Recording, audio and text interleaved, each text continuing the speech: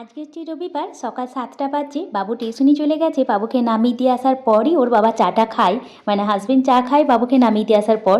তাই দুজনে মিলে একটু চাটা খাবো, তারপর টুকটাক ব্রেকফাস্ট রান্না করব। আজকে তো সকালবেলায় রান্না বান্না নেই, যেহেতু ওরা দুজনাই বাড়িতে রবিবার, তাই একটু বেলার পরেই রান্নাটা করব। আর প্রথমে জলখাবেলায় একটু ওদের পছন্দের কিছু বানিয়ে দেবো। ওরা খেয়ে আবার বাবুর তবলা যাবে। ওর আবার 9:30 থেকে তবলা আছে, তবলায় যাবে। আবার তারপরে ফিরে এসে তোমার আবার যাবে লাইফ সায়েন্সের টিউশনি, যেটা পাড়াতেই আছে 11টার সময়। তাই একটুখানি ব্রেকফাস্টটা করব, ওদের খুব পছন্দের। তার আগে একটু চা খেয়ে নিই। আর আমার এই গাছগুলোর কাছে একটুখানি আসতে খুব ভালো লাগে সকালবেলাতে, যখন রোদটা পড়ে।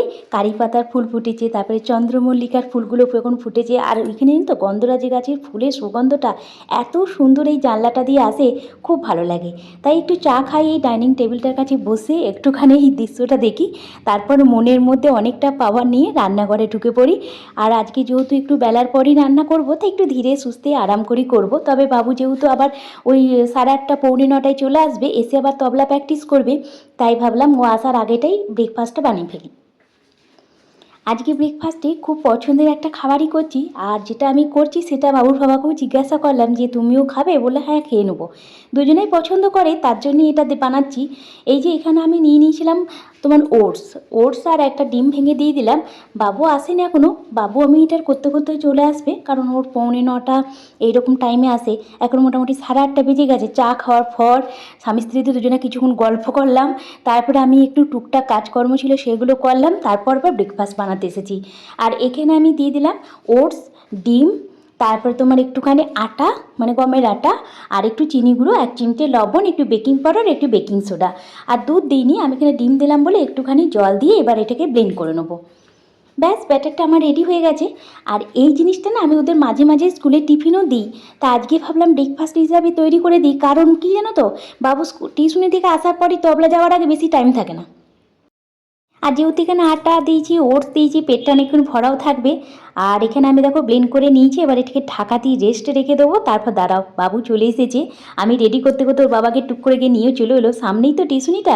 বাবু দেখো কী করছে, তোমাদের দেখায়।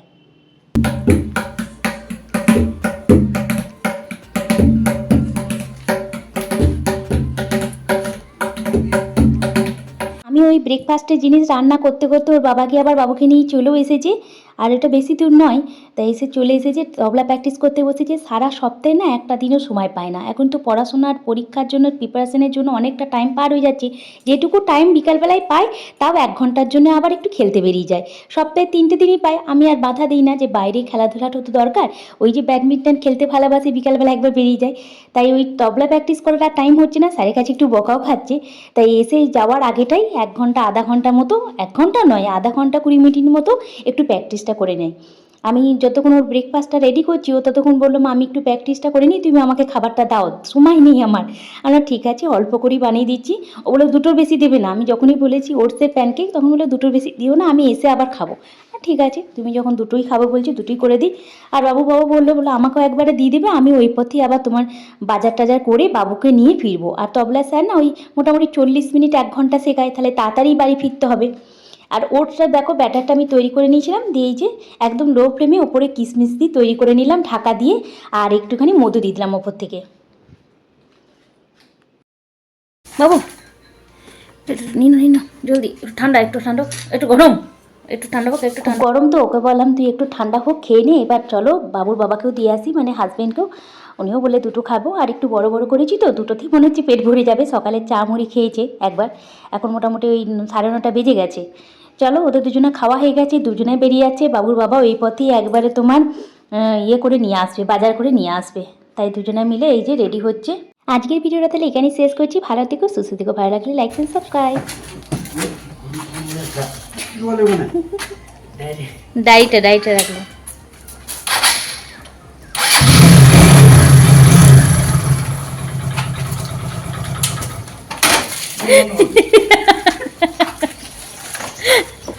এই ছেলেটা না,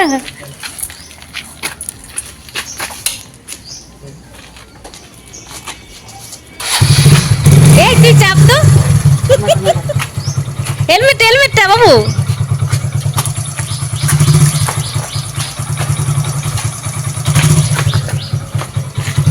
চল টাটা, বাই বাই।